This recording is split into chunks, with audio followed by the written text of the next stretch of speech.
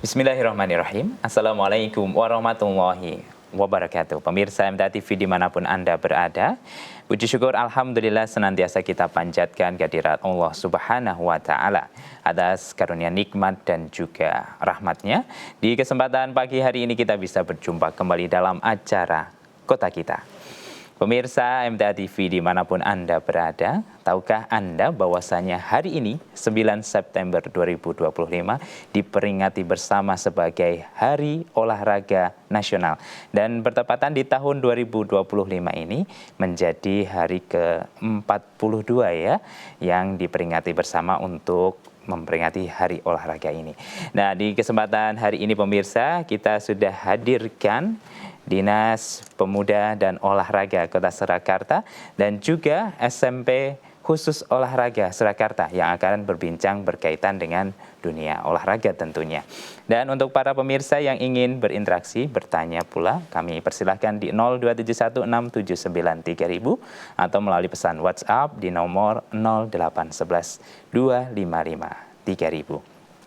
Hari ini kita sudah kehadiran dua tamu spesial pemirsa. Yang pertama ada Bapak Muhammad Samsu Rohman selaku Kepala Bidang Pendidikan Olahraga dan Sarana Prasarana Dispora Kota Surakarta. Dan juga yang kedua ada Bapak Bambang Sigit Pramono SPD MPD selaku Kepala Sekolah SMP Khusus Olahraga Surakarta. Kita sapa terlebih dahulu. Assalamualaikum warahmatullahi wabarakatuh. Waalaikumsalam warahmatullahi wabarakatuh. Kabar baik, sehat hari ini Bapak? Alhamdulillah sehat. Alhamdulillah, tentunya selalu dalam keadaan sehat dan juga fit ya hari ini. Hari ini spesial, kita semua memperingati Hari Olahraga Nasional ya Bapak. Dan tentunya ini menjadi kabar yang gembira untuk para insan olahraga, khususnya dimanapun Anda berada. Nah, kalau khusus di Kota Solo, Bapak Samsu, kegiatan apa yang dihadirkan untuk memperingati Hari Olahraga Nasional ini? Ya, terima kasih. Dalam rangka HORNAS tahun 2025 ini, kami dari Dinas Kepemudaan dan Olahraga Kota Surakarta kemarin sudah berkoordinasi dan konsultasi kepada Bapak Wali Kota untuk agenda kegiatan peringatan HORNAS ke tahun 2025 ini. Nanti akan ada beberapa kegiatan yang akan kita laksanakan. Mungkin dimulai pada hari ini, tadi pagi. Kami sudah mengadakan senam bersama dengan insan olahraga, yaitu Dispora Kota Surakarta, kemudian KONI Kota Surakarta, kemudian juga KORMI, Komite Olahraga Masyarakat Indonesia. Kami melakukan senam bersama di GOR Indoor Manahan, GOR Indoor yang baru kami di Manahan. Kemudian pada tanggal 19 nanti, ini juga atas saran dari Pak Wali dan juga mungkin atas inisiatif Pak Wali, kami akan mengadakan lomba voli putra untuk masyarakat Kota Surakarta. Nanti pesertanya yaitu dari perwakilan kelurahan dan kecamatan. Kemudian ada perwakilan dari organisasi mahasiswa. Mungkin BEM setiap kampus universitas kami undang nanti. Kemudian juga ada perwakilan dari ojek online. Mungkin kita tujuan Pak Wali supaya bisa mengakrabkan insan masyarakat olahraga semua. Baik, kegiatannya meriah sekali ya menyambut Hari Olahraga Nasional ini Bapak. Termasuk ada kegiatan voli putra di Surakarta gitu ya Pak, betul, yang tadi kejuaraannya akan diikuti dari berbagai bidang dan lembaga ya, baik dari kelurahan, kecamatan, organisasi mahasiswa, bahkan ojek online gitu ya. Baik, untuk kegiatannya sendiri kapan ini Bapak dilaksanakan untuk volinya? Untuk voli rencana kami tanggal 18 dan 19 September ini bertempat di GOR Indoor Manahan. Kemudian ada satu lagi kegiatan yaitu lomba mancing. Lomba mancing yang kita peruntukkan untuk semua masyarakat Kota Surakarta. Terbuka untuk umum ya? Terbuka untuk umum nanti. Baik, di mana ini Bapak pelaksanaan untuk lomba mancingnya? Kami menurut rencana akan dilaksanakan mungkin di Balai Kambang. Balai Kambang. Berarti waktunya masih di bulan September ini juga? Di bulan September juga. Menurut rencana kalau tidak salah nanti sekitar tanggal 19 juga. Baik. Ini informasi penting bagi para pecinta olahraga olahraga mancing ya Bapak ya. Silakan Nanti daftar. bisa mendaftar untuk ikut lomba mancing yang diselenggarakan oleh Dinas Pendidikan Dispora ya, Dinas Kepemudaan dan Olahraga Kota Surakarta. Nah, berkaitan dengan bidang olahraga Bapak, ini di Kota Surakarta kemarin kami mendapatkan informasi bahwasanya sekarang ada sekolah menengah pertama khusus olahraga di Kota Surakarta. Boleh diceritakan Bapak alasan dan awal mula kenapa Pemkot Kota Surakarta utamanya Dispora ini membuat sekolah khusus olahraga? Ya, terima kasih. Di negara kita Indonesia kan sudah ada yang namanya Undang-Undang Nomor 1 tahun 2022. Itu kan ada tentang mengatur tentang sistem keolahragaan nasional. Kemudian berdasarkan undang-undang tersebut, pemerintah Kota Surakarta, khususnya melalui Dispora Kota Surakarta itu pertama kalinya membentuk yang namanya itu adalah KKO, kelas khusus olahraga.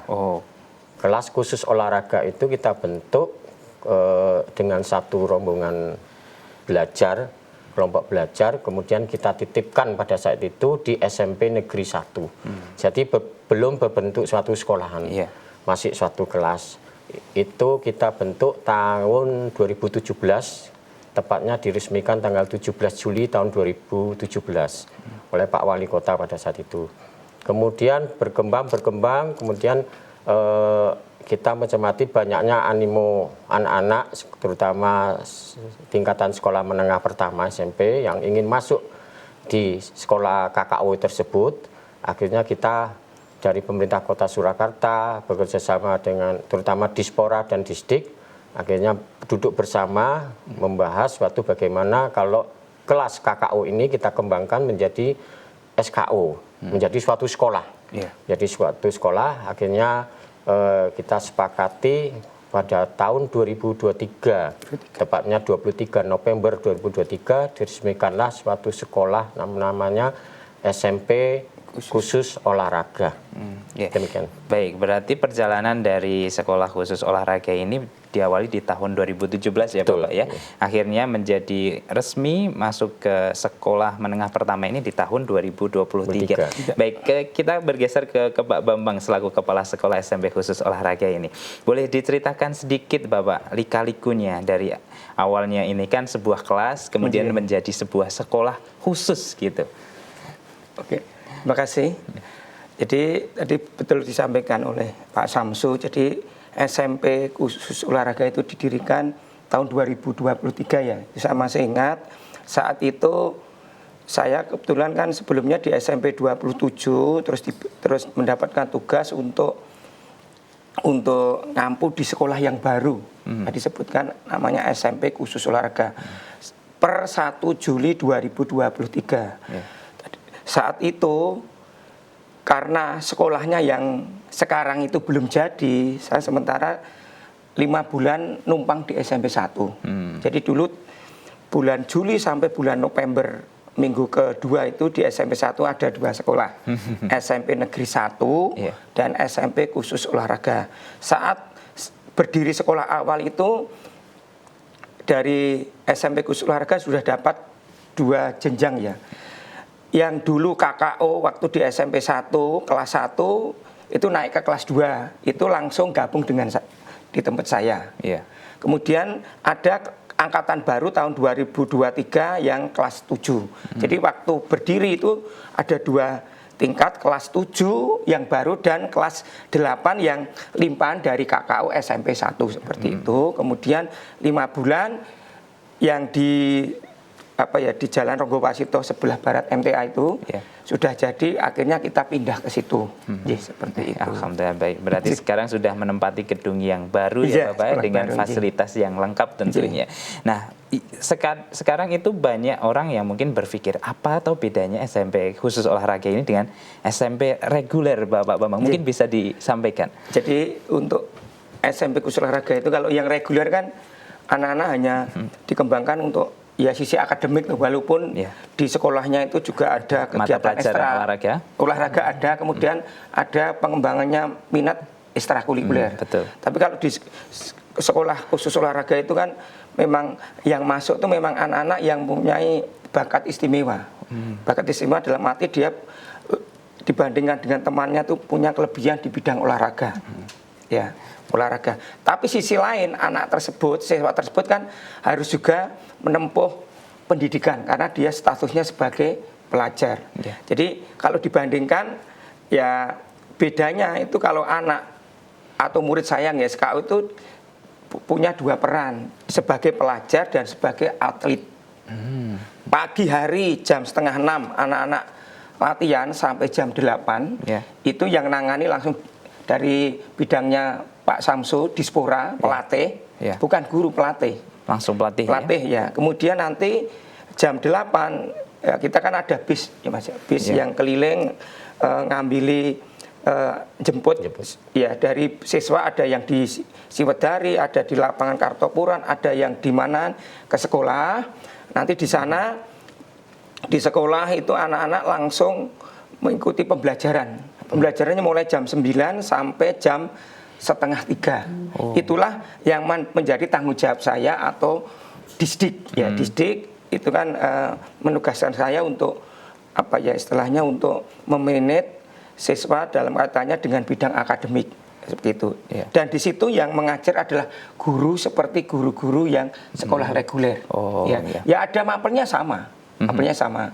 Itu hanya bedanya kalau di SKU karena sorenya itu harus latihan, maka waktunya yang durasi waktu 1 jam. Iya. Itu kalau untuk sekolah reguler kan 40 menit. Iya. Kalau di tempat saya kurangi 30 menit. Iya.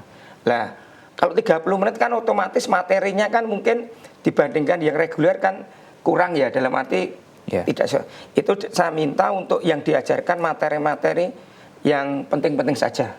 Yang pokok, pokok-pokok saja. Ya, karena kalau nanti kita 40 menit, sorenya waktunya habis tidak bisa latihan. Dan kita sudah konsultasi ke Disdik, Ya. ke apa ya kepala bidang SMP, pengawas itu nggak masalah. Dan saya apa ya kira-kira 1 tahun yang lalu saya pernah juga diajak dari Dispora untuk studi banding ke sekolah olahraga di Surabaya, di Sidoarjo, itu ternyata sama. Jadi di sana waktunya juga dikurangi seperti itu. Oh, baik. Berarti pembagian porsi antara pelajaran dengan latihan olahraganya ini dibagi berdasarkan jamnya ya Bapak Iya, jamnya, ya. gitu. Pagi untuk latihan olahraganya, kemudian jam 9 baru masuk ke pelajarannya Ya. gitu. Hingga nanti selesai terus sorenya untuk latihan lagi. Nah, dari pihak Dispora Bapak ini program ataupun fasilitas apa saja yang diberikan kepada khususnya anak-anak yang bersekolah di SMP khusus olahraga? Ya, sesuai Perwali 24.1 tahun 2023 itu ada pembagian kewenangan antara Dispora dengan Disdik. Dispora Kota Surakarta memang hal ini dalam Perwali kewenangannya adalah dalam hal kurikulum pelatihan olahraga adik-adik SMP SKO. Sarana prasarana yang kita sediakan mungkin dari mulai dari pelatih kita sediakan, pelatih olahraga, kemudian sarana dan prasarana kepelatihan olahraga tersebut seperti gedung, tempat olahraga dan sebagainya. Kemudian juga kita menyediakan seragam untuk latihan, ya juga. Kemudian seragam untuk bertanding dan satu lagi kami juga menyediakan BPJS sebagai jaminan kesehatan bagi adik-adik SMP SKO. Kemudian ada lagi satu, kami juga membuat anggaran dalam DPA kami yaitu kegiatan tryout dan try-in sebagai untuk apa ya menguji sejauh mana kompetensi adik-adik ini, perkembangan kompetensi adik-adik ini. Kita sering untuk bertanding, mengikuti pertandingan keluar maupun ada yang mau berkunjung ke SMP SKO untuk melakukan pertandingan persahabatan. Oh ya, baik, berarti luar biasa ini segala fasilitas hingga bahkan jaminan kesehatan sudah disediakan dari Dispora dan juga Dinas Pendidikan. Nah, ini ada satu hal yang menarik Bapak, bahwasanya untuk SMP khusus olahraga ini kan tadi masuknya sudah pagi, bahkan pulangnya juga sudah sangat sore gitu. Nah, untuk makan siang ataupun snack itu apakah siswa itu bawa sendiri atau ada fasilitas yang diberikan? Ya, kalau untuk logistik itu ranah dinas pendidikan. Itu dia saya yang Baik, jelaskan. silahkan Bapak-Bapak. Baik, silahkan Bapak-Bapak. Iya. Apakah ada fasilitas khusus utamanya makan ya untuk para siswanya? Iya, jadi begini, jadi anak-anak ketika pagi Iya. itu dapat snack. Snack itu nanti dapat susu, Iya. kemudian telur sama roti. Ya, itu menu wajib setiap pagi. Kemudian mereka latihan, setelah latihan anak-anak kan ke sekolah, Iya. ke sekolah kemudian mereka ganti. Jadi anak-anak itu setiap hari bawa ganti 3. Pakaian untuk latihan pagi, Ya. kemudian untuk sekolah Iya. dan latihan sore. Dia masih bawa barang, misalnya panah, dia harus pakai ransel panah, masih bawa perlengkapan untuk sekolah seperti itu. Jadi penjaringan biar juga tahu bedanya dengan anak sekolah yang reguler kan biasanya hanya bawa buku Ransel aja satu, sudah ya. selesai. Kalau anak-anak bawanya seperti itu. Iya. Termasuk sepatu kan harus 2. Sepatu untuk olahraga dan sepatu sekolah sudah sendiri. Iya, iya. Itu. Saya kembali lagi Iya. setelah anak ke sekolah pelajaran nanti jam 12 itu ada istirahat 1 jam. Itu diisi kegiatan ibadah dulu. Anak-anak sholat yang agama Islam, kemudian yang non Islam ada ibadah sendiri, yang berhalangan misalnya putri yang sedang tidak sholat juga ada penangan sendiri. Yeah. Setelah itu nanti anak apel baru dapat makan. Jadi kita dapat fasilitas dari APBD dari Pemkot itu makan siang, ya. Dan makan siangnya ya memang makanan siang bergizi karena dalam makanan itu proteinnya harus ada 2 yang berbeda. Misalnya telur sama ayam, pokoknya berbeda. Kemudian ada sayur, ada buah, itu sekali makan itu. Kemudian ada minum teh. Terus yang menarik saat makan itu tidak boleh ada sambal. Oh. Nggak boleh. Kenapa ini, Bapak? Ya nanti kalau makan terus nanti bisa bisa menyebabkan Memberikan efek, nanti ya? efeknya gitu. Termasuk tidak boleh minum tapi dingin es nggak boleh. Tapi kalau air ini masukkan ke kulkas atau dibungkus dengan es itu boleh. Itu kan berarti tidak hanya dingin, tidak ada esnya seperti itu. Jadi makanya dan kita juga punya ahli gizi. Oh. Yang setiap saat ngecek itu. Dan insya Allah selama saya mimpin di SKU sampai sekarang belum ada kasus anak-anak keracunan, belum ada seperti Baik. itu. Baik, berarti punya kerjasama yang baik ya untuk penyediaan makannya, snacknya gitu. Dan ini menjadi salah satu hal yang menarik juga. Berarti untuk siswa-siswa yang ada di sana itu pasti terjamin dengan gizinya, proteinnya, karena mereka juga secara fisik mereka ya terporsir gitu ya, tenaganya juga harus dikeluarkan banyak, latihan sehari 2 kali gitu ya, pagi dan sore. Nah ini kalau ada ini kan habis masa penerimaan siswa baru ya Bapak ya, tahun depan pasti akan menerima siswa baru lagi. Mungkin yang saat ini sekolah dasar bisa persiapan yang akan masuk ke SMP khusus olahraga. Nah yang dibuka ada cabang olahraga apa saja Bapak untuk SMP khusus olahraga ini? Ya, caburnya itu ada 12. 12. Ya, 12 itu ada yang cabur bergu itu sepak bola, kemudian voli. Sepak bola putra ya, putrinya belum ada. Bola voli putra dan putri. Iya. Kemudian bela diri itu ada karate, pencak silat, judo dan taekwondo. Kemudian ada renang, tenis meja, tenis lapangan, anggar, terus satunya panahan. 12. Berarti ini nanti bisa menjadi pilihan ya untuk para anak yang saat ini masih di sekolah dasar. Apakah mengharuskan yang mendaftar itu sudah berprestasi terlebih dahulu Bapak nantinya? Iya. Salah satu persyaratan. Iya, salah satu persyaratan. Monggo Pak Samsun ini pertanyaan dari beliau. Untuk ranah penerimaan di Dispora. Ya, cuma gitu ya. kita setelah selesai menerima hasil dari seleksi itu kita kirimkan pada dinas pendidikan untuk di sekolah di sana. Jadi dalam seleksi itu memang kita lalui pertama kali yaitu lewat sosialisasi, jadi sosialisasi pada masyarakat. Biasanya kita lakukan di Car Free Day ya Pak Bambang. Bersama-sama dengan Disdik kita sosialisasi ke Car Free Day. terutama bagi anak-anak yang SD yang mulai sudah kelas 6. Jadi di situ nanti mereka akan tertarik, ada yang tanya jawab tentang SMP SKO ini. Kemudian kita buka pada 12 cabur ya tadi yang disebutkan Pak Bambang. Kemudian minatnya mereka kemana, kadang sesuai kompetensi mereka atau hasil yang pernah, prestasi yang mereka pernah ikuti di SD. Kan SD itu juga ada atlet-atlet SD yang ikut Popda SD juga banyak. Itu biasanya ingin daftar di SMP SKO. Jadi itu nanti penilaian, salah satu penilaian untuk diterima menjadi siswa di SMP SKO, ya mungkin salah satunya punya prestasi dibuktikan dengan piagam ataupun medali, kemudian juga ada syarat lainnya yaitu berKTP Kota Surakarta. Nah itu yang akan saya tanyakan. Apakah memang hanya khusus untuk Kota Surakarta sendiri ya ini yang diterima Bapak? Ya Pak, karena mengingat ini kan juga anggaran APBD Kota Surakarta.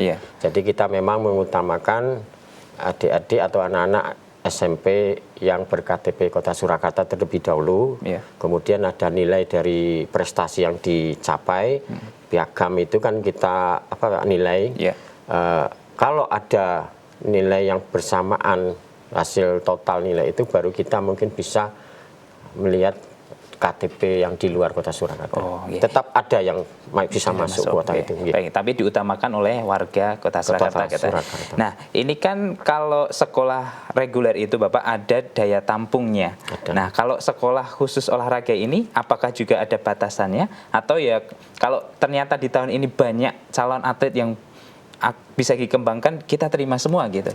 Ya, itu kan kuota tersebut ditentukan oleh Dinas Pendidikan. Ya, biasanya yang sudah kita lalui lewati itu ada 2 rombongan belajar ya Pak. Satu rombel itu ada 32. Berarti kita terima setiap tahunnya 64 siswa untuk 12 cabur tersebut.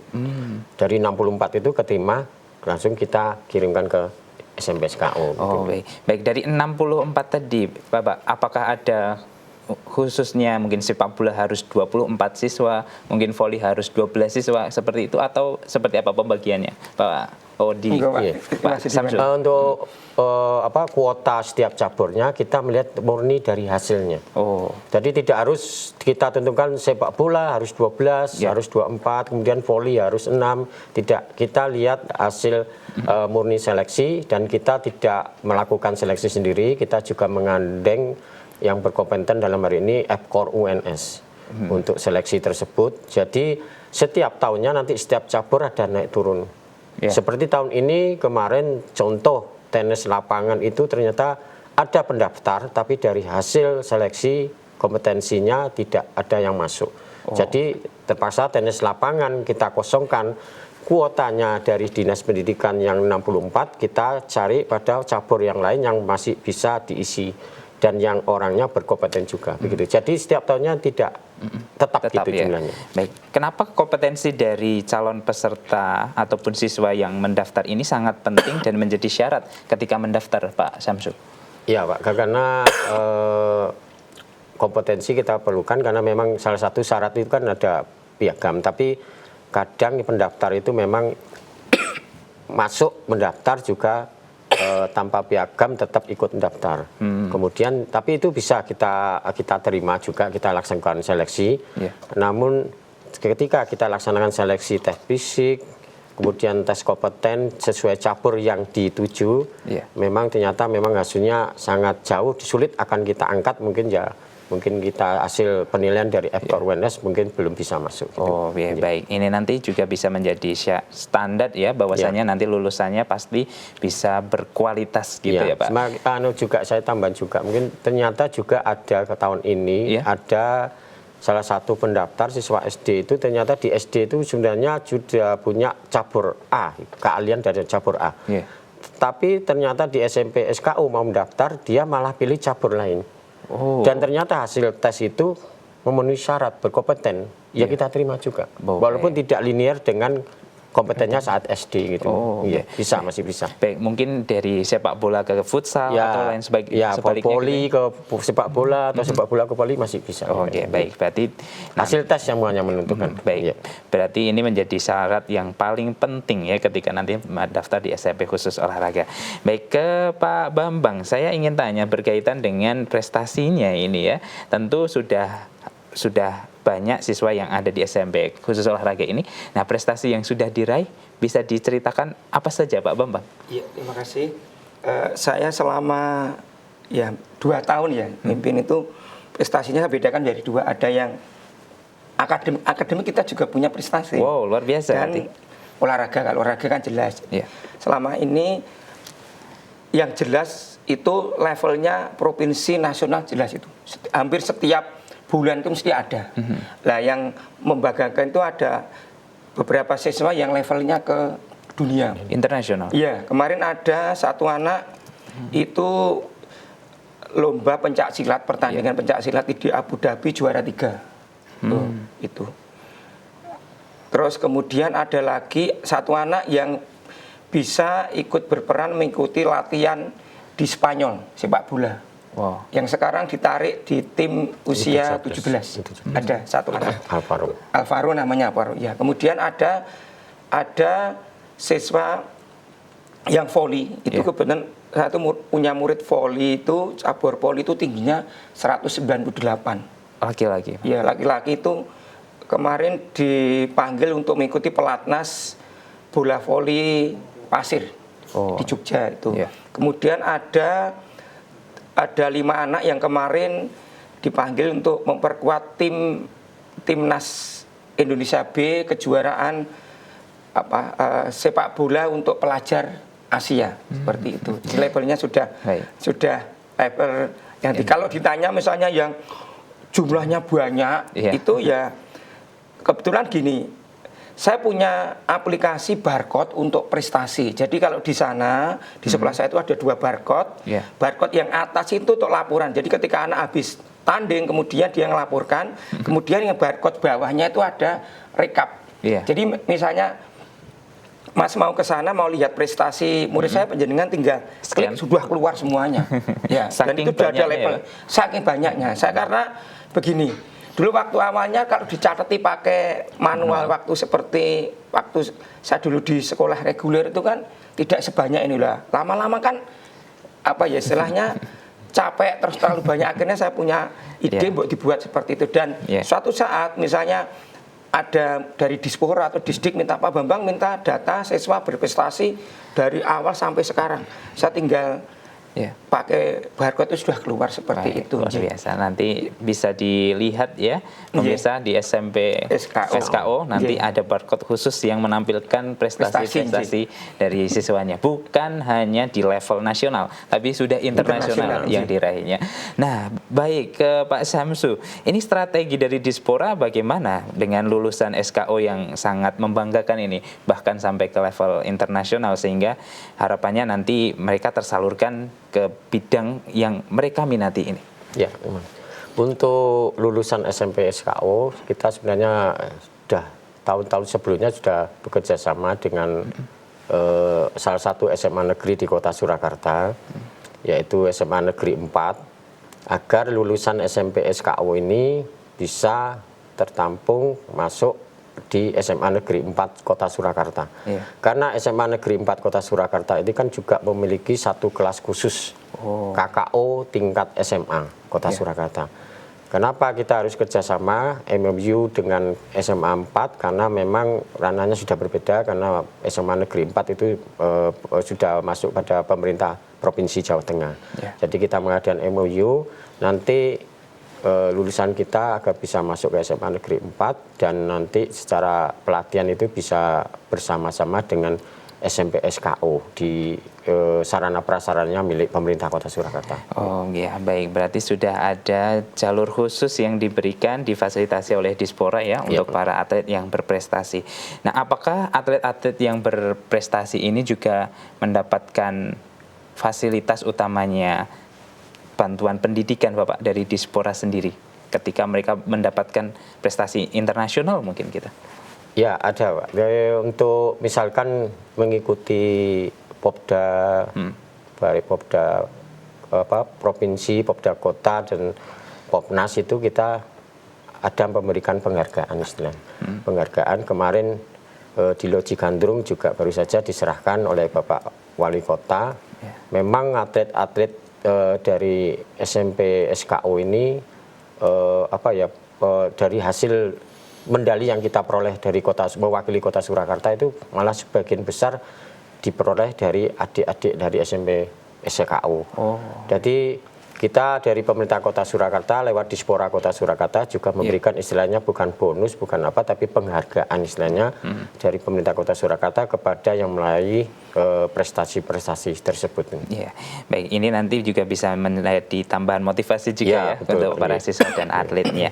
Baik, ke Pak Bambang, bagaimana peran dari guru utamanya yang di bidang akademik ya Bapak untuk menjaga keseimbangan lah antara yang dilakukan anak-anak di sekolah untuk mendapatkan pelajaran akademik dan pendidikan olahraganya untuk prestasinya. Oke, terima kasih. Tadi saya lupa ya, yang prestasi itu kita juga ada siswa yang prestasi akademik, Pak. Tahun 2024 kemarin ada 2 siswa yang mengikuti OSN, Olimpiade Sains Nasional itu yang IPA itu nomor 6 sekota Surakarta. Luar biasa. Matematika. Mapel matematika itu anak siswa karate, siswa yang caburnya karate. Kemudian ada satu anak yang peringkat 8 atau 10 besar OSN IPA sekota Surakarta. Sekota Surakarta itu kan ada negeri dan swasta. Ya, berarti kan memang sebenarnya anak-anak SKO itu tidak hanya prestasi di olahraga, tapi yang di akademik juga seperti itu.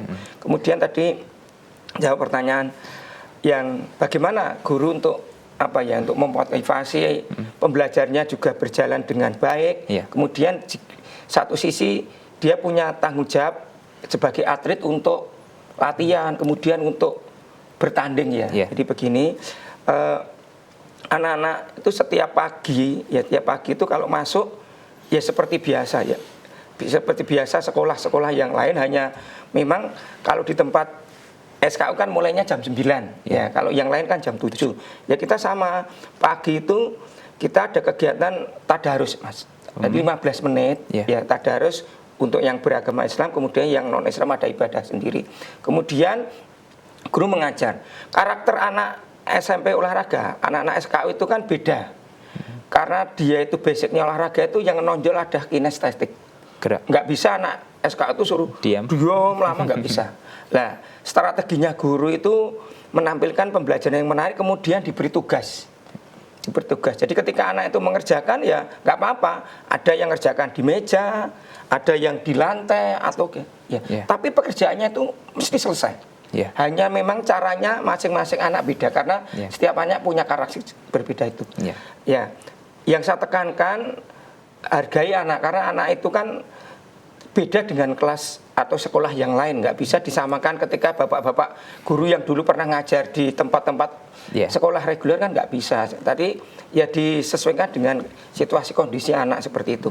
Misalnya yang paling berat itu ketika anak habis latihan itu kan mesti ke sekolah mesti kan capek, capek kan ketemunya mengantuk, tidurlah. Makanya kalau ada seperti itu saya minta tolong biarkan dulu. Hargai dia, nanti 10-15 menit baru kita bangunkan. Sudah, sekarang pelajaran gitu. Karena kalau dipaksa seperti itu nggak bisa. Karena dia satu sisi harus mendinginkan tubuhnya seperti itu. Kemudian yang berikutnya, saya juga saya juga berkeyakinan seperti ini. Anak olahraga itu kan kadang, mohon maaf, anaknya solidator, terus kadang seenak sendiri. Tapi saya nyoba menonjolkan, termasuk kalau siang kan ada kegiatan sholat berjamaah. Itu yang saya coba, yang jadi kultum, yang azan dan iqomah itu siswa. Dan ternyata sampai sekarang bisa berjalan. Berjalan. Walaupun saya bilang gini, nanti kalau kultum tidak harus yang ideal. Yang penting Anda maju, baca boleh. Saya ingin melatih anak itu untuk berani. Berani tampil tidak hanya di event olahraga seperti itu. Kemudian kita juga ada namanya literasi. Jadi jangan beranggapan yang literasi itu milik sekolah-sekolah negeri. Kita ada, selain tadi ada tadarus, anak-anak ya baca. Baca, nanti saya punya buku rangkuman, setelah baca anak itu nulis. Ya, jadi tidak asal baca lah. Buktinya apa? Anak menulis seperti itu. Kemudian untuk mengembangkan apa ya? Kedisiplinan di SK itu absennya pakai digital. Jadi anak datang langsung ditempelkan di absen itu. Jadi untuk mengetahui apakah anak setiap hari itu terlambat. Ya, dalam arti datang. Kadang kan namanya anak ya alasan masih latihan dulu belum selesai dan sebagainya. Kemudian dikaitkan dengan latihan. Jadi begini, ketika anak suatu saat harus belajar, tapi saat yang lain anak tersebut ditarik untuk ikuti pelatnas, berarti kan tidak bisa sekolah. Tapi kita juga mengakomodasi seperti anak yang dulu sampai Spanyol. Ya tetap kita akomodasi pembelajarnya. Itu anaknya diberi tugas tidak setiap hari. Jadi nanti dari wakil wali kelas, sekarang kan pakai HP sudah bisa ya. Nanti dikirimkan tugasnya lewat HP, 1 minggu sekali baru nanti ketika anak itu pas longgar mengerjakan, kemudian dikirimkan ke wali kelas. Jadi anak tidak terus hilang haknya untuk belajar seperti itu. Kalau anak misalnya pagi harus training, misalnya ikut Popda Makili Solo atau provinsi dia harus training, datangnya atau pulangnya dari latihan lebih dari jam 9, jam 10 ya nggak apa-apa. Dan teman-teman semuanya yang satu kelas sudah maklum. Oh ini memang harus latihan dulu, datangnya jadi agak terlambat seperti itu. Baik, berarti pendampingannya sudah sangat luar biasa ini dari pihak sekolah, utamanya dari Bapak Bambang dan guru-guru yang ada di sana. Nah, tidak terasa waktu kita sudah di ujung acara ya Bapak ya. Terakhir dari Bapak Syamsu, harapan apa dari Dispora yang ingin disampaikan utamanya bagi anak-anak yang bersekolah di SKO ini, khususnya di bidang olahraga di Kota Surakarta? Terima kasih. Harapan kami dari Dinas Kepemudaan dan Olahraga Kota Surakarta, mungkin kami sebenarnya ingin berharap SMP SKO ini berkembang lebih maju, lebih pesat. Mungkin kalau bisa ini membuat Pak Bambang bisa disampaikan bukan hanya 2 rombongan belajar, tapi bisa bertambah beberapa rombongan belajar lagi. Karena mengingat animo masyarakat, adik-adik SMP, SD yang mau masuk SMP itu sangat besar sekali. Bahkan kemarin kita banyak yang menolak, jadi kalau bisa ditambah rombongan belajarnya. Kemudian secara prestasi kami juga selalu melibatkan adik-adik SMP SKO ini pada kejuaraan-kejuaraan, dan alhamdulillah seperti yang disampaikan Pak Bambang tadi sudah banyak yang meraih prestasi. Bahkan kalau untuk setelah lulus SMP SKO itu kita tidak hanya akan bagaimana berpikir menyalurkan, malah mereka yang sudah dicari oleh klub-klub atau sekolah-sekolah lain. Seperti dari Persis itu juga sudah ada yang minta dari adik-adik SMP SKO, dan SMA lainnya sudah banyak yang meminta. Jadi itu harapan kami, semoga SMP SKO ini dapat berkembang lebih luas lagi, lebih maju lagi, tidak hanya 2 rombongan belajar, bisa mengakomodir keinginan warga, animo warga yang ingin masuk di SMP SKO. Demikian. Baik, terima kasih Bapak Syamsu dan Bapak Bambang sudah berkenan memberikan informasinya di kesempatan pagi hari ini. Sukses selalu untuk SMP khusus Olahraga Surakarta. Assalamualaikum warahmatullahi wabarakatuh. Waalaikumsalam warahmatullahi wabarakatuh. Baik, saudara pemirsa MTA TV dimanapun Anda berada, demikian tadi telah kita ikuti bersama Kota Kita edisi hari ini, Hari Olahraga Nasional. Terima kasih untuk perhatian Anda, dan akhirnya saya Wahid Arifuddin mewakili rekan kerja yang bertugas pada pagi hari ini pamit undur diri. Wassalamualaikum warahmatullahi wabarakatuh.